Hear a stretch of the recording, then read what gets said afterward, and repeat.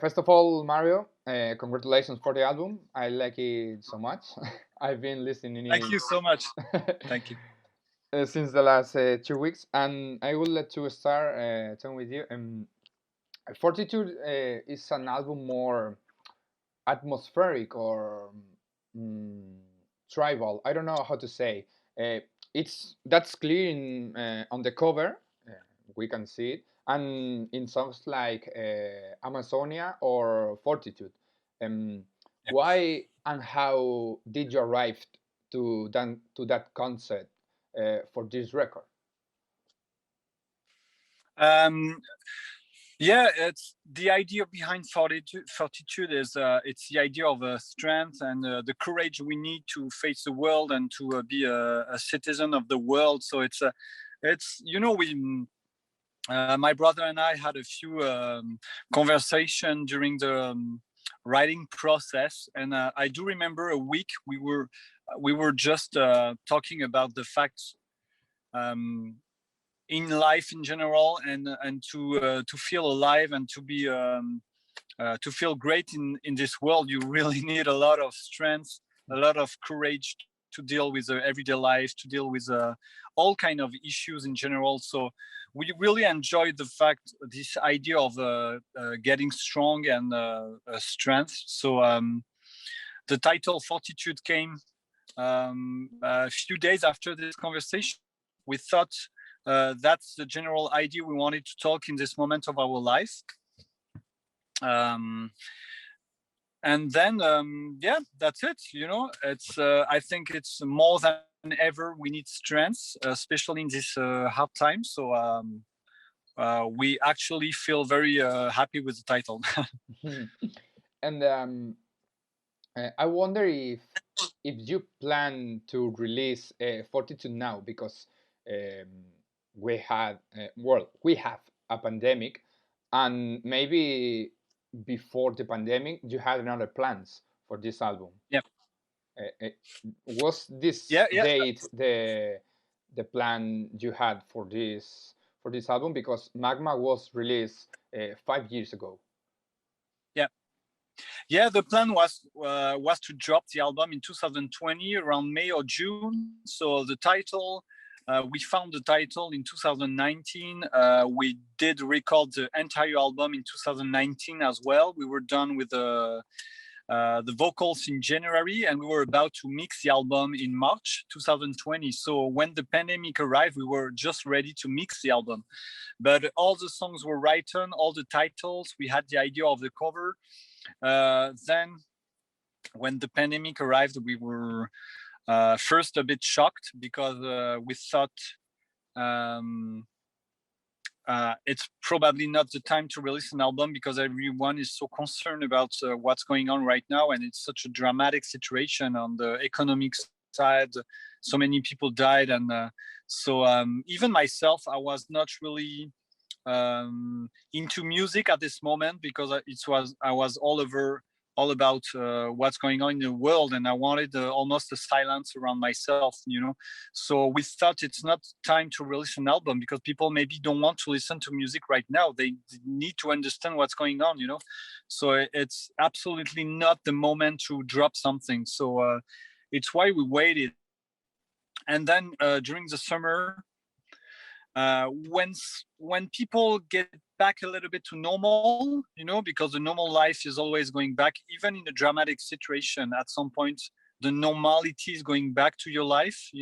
At first you have a shock, then you get used to the shock. So around the summer we thought, let's drop a song. We didn't plan anything for the release, because we wanted to make sure the world can reopen and we were able to tour again. So we just dropped Another World, because we thought it was relevant to the situation, this idea of leaving this world, because it's such a mess over there. But the actual plan was not to release Another World first. So the pandemic had an impact on the way we dropped the songs, the order. Yeah. But the album was there, the meaning was there. And so, but I feel that 2021 is a year we can drop this album because people are listening to music again. They need culture. They need to dream a little bit. You know, they need also positivity, and they need to have a brighter vision of the future. And so it's a good time to drop an album, I feel, even if we cannot play shows right now. Yes, absolutely. You're absolutely right. And what are the main differences between the writing process and the recording and all that stuff between Fortitude and Magma? It was quite the same. Technically, I'm talking, but emotionally, it was very different. Magma was a tough time for us on a personal point of view. So the writing process was painful. But for Fortitude, after a huge cycle of touring, so many good memories, good success with Magma. Actually, a lot of touring in the US, Europe, Red Rocks. We were nominated for the Grammys. So when we started the writing of Fortitude, we felt great. You know, we had a lot of fun. We enjoyed the process, jamming all together. Sometimes just my brother and I, because we were in New York. So it was a very, very, very pleasant time. A lot of ideas, different ideas. A lot of songs are not on the album, but we wrote a lot of stuff actually. But because we worked in the same recording studio and we jammed for the writing. Oh, I can't hear you now, Mario. Can you hear me? Yeah. Okay, now I lose you a little bit. Oh, sorry.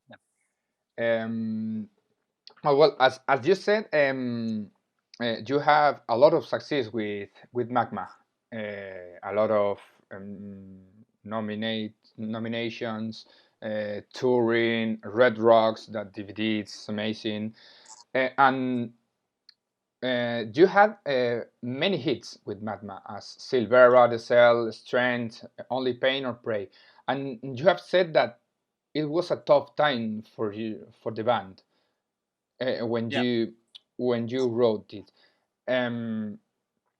As Magma was your most popular album, I would say. I don't know if it's the best or not, but the most popular.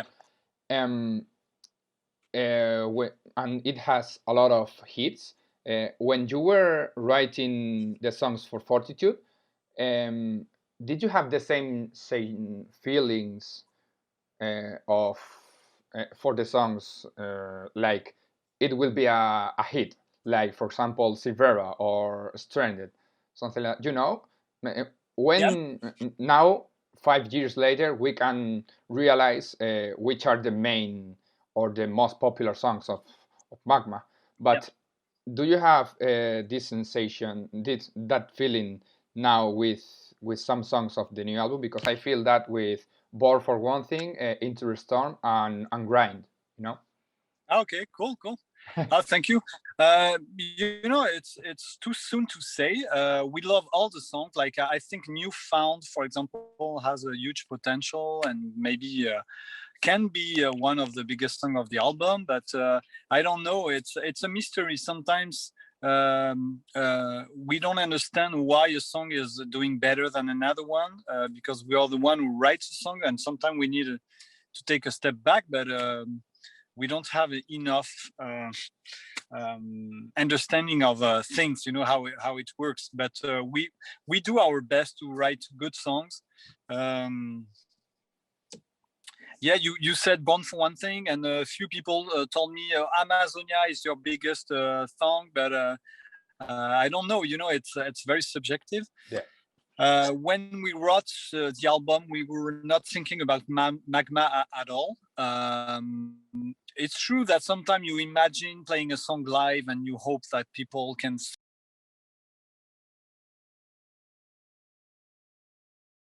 See, okay.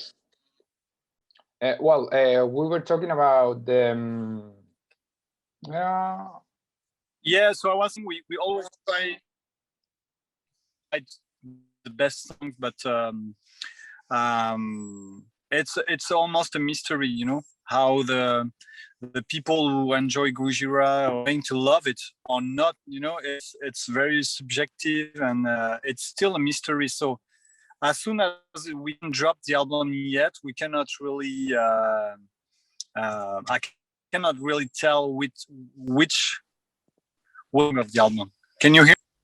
Yes, yes, I can. Okay, cool. Fortunately, and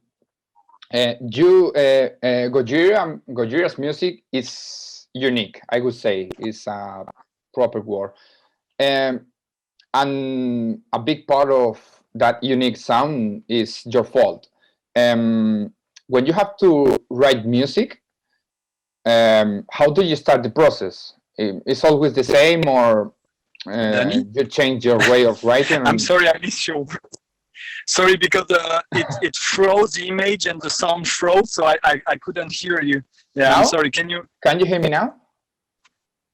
Yeah. Okay. We have the best technology. That's a zoom. Yeah. So you said the specificity of the sound come from, and then it froze. Okay. So I was saying that. Now perfect. I was saying that your music is unique, and Gojira's music is unique, and a big part of it is it's your fault because of your way of playing and your kind of sound. And I would like to know if when you start writing music, how do you start that process? Is always the same, or you change your way of writing? It can be all kind of different process, I would say. The one I really enjoy is when we jam all together, you know.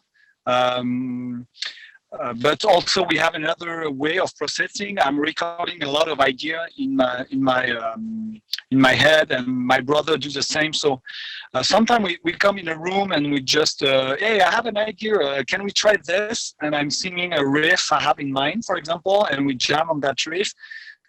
Some days my brother can arrive and say, I have a killer riff. You know, it's basically, I would say, like all the bands. Could be a jam, could be just an idea, or could be also because I'm spending a lot of time drumming by myself. I love to bring kind of patterns, like Into the Storm, for example, was a perfect example of something I was jamming for myself. And I just played to my brother, and I said, "Can you just add something on it?" So at first he said, "Yeah, it sounds a little bit like too much like The Cell."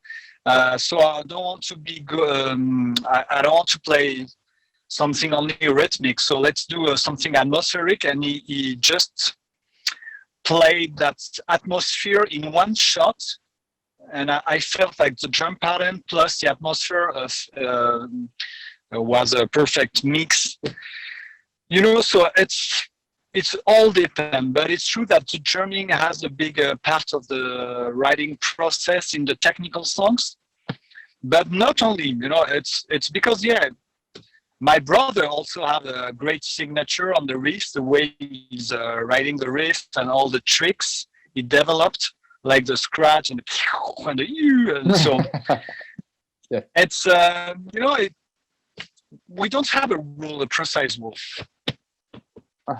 And well, you have talked about your about the pattern on Into the Storm. I've been watching the video. I don't know how many times I've watched that video.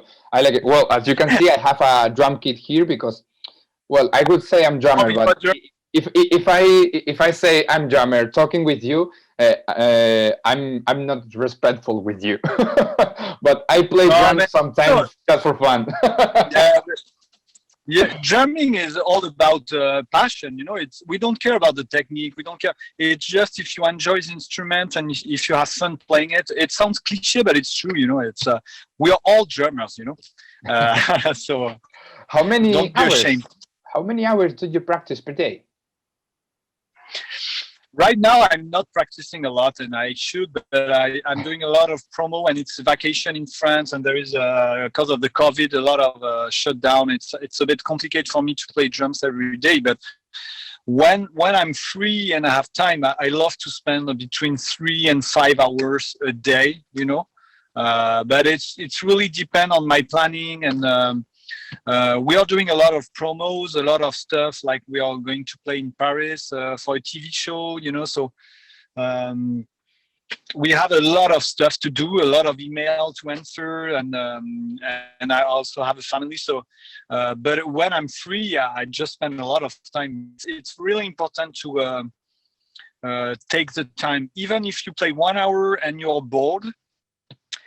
Just stay around the kit, and then take a coffee, take a little break, then go back to the drum, because it's part of the process of working your drums. It cannot be always fun, always like a full-time 5 hours crazy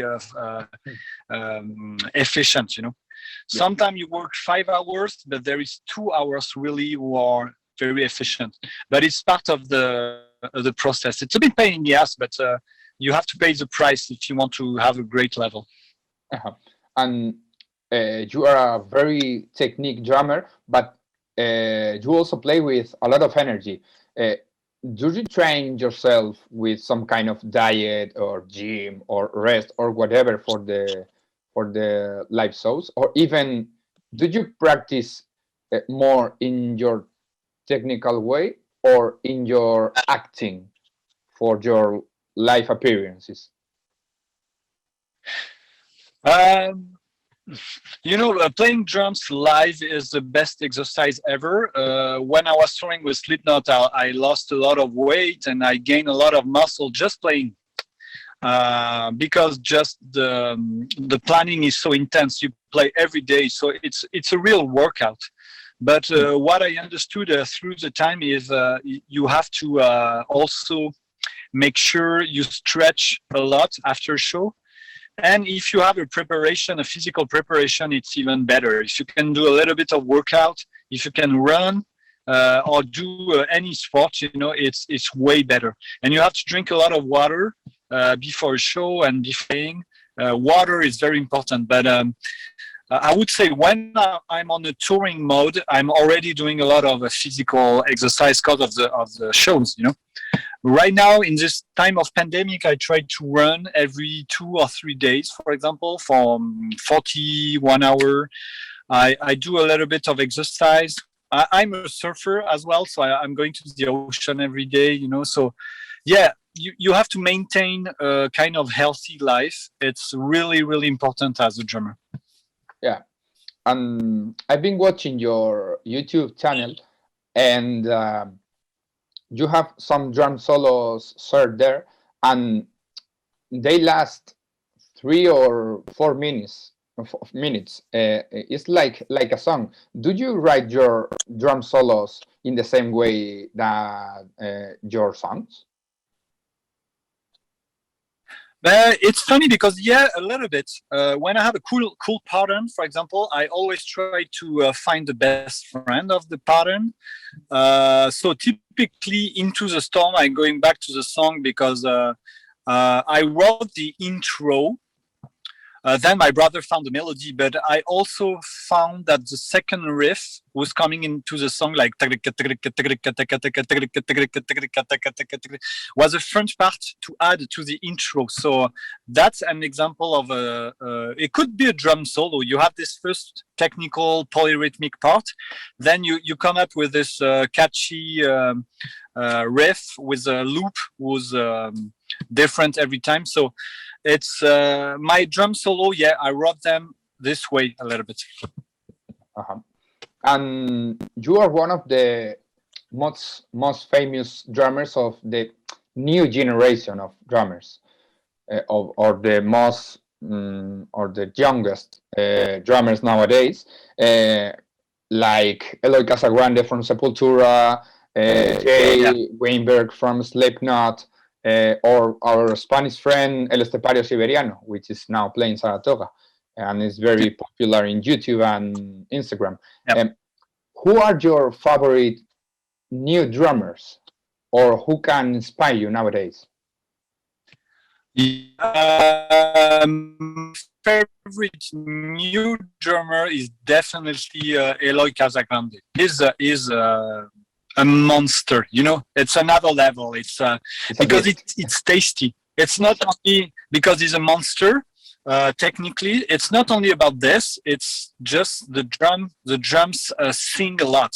The way I'm playing drum is very different than Eloy because I'm less technical and I try to let a lot of space between every beat. So I'm a simple drummer in a way. I love technique, but it's not. No, but what I mean is if you listen to Fortitude, I try to serve the song. Eloy is more like a crazy technical drummer, but he's also the way the way the drums sing is something else. Is definitely my favorite right now. And in the history of the drummers or the music, who are your 3 favorite drummers? I want to talk about Lars Ulrich because he's still the drummer who is why I started the drums. It's because of Lars Ulrich from Metallica. I have to talk about Sean Reinhardt from Death, who played the album Human, and Igor Cavalera from Sepultura. Nice choice. And well, the last question, what happened with Evil Mario? I know that. You know, I felt so ugly. When I watched the video, my face was so ugly. So at some point I said, you know what, I will stop because my reputation is going like down. No, but it's very superficial. But when I saw my face, I was like, oh my God, such a shame. Look at this face. I felt ugly, like so ugly, you know? So I said, you know, I will calm down a little bit. You know, also I wanted to change the routine, and the routine is not good. If you do too much something, sometimes it's a bit annoying, you know. So I didn't want to annoy the people with Evil Mario all the time. And I'm a goofy person, but sometimes I like to change, you know. But it's true that I have so many ideas. Every time I say I should do Evil Mario, so it's also a touring thing. You know, when you're on tour, you're on a stupid mode and you are spending so much time doing nothing. So it's a great time to create, you know.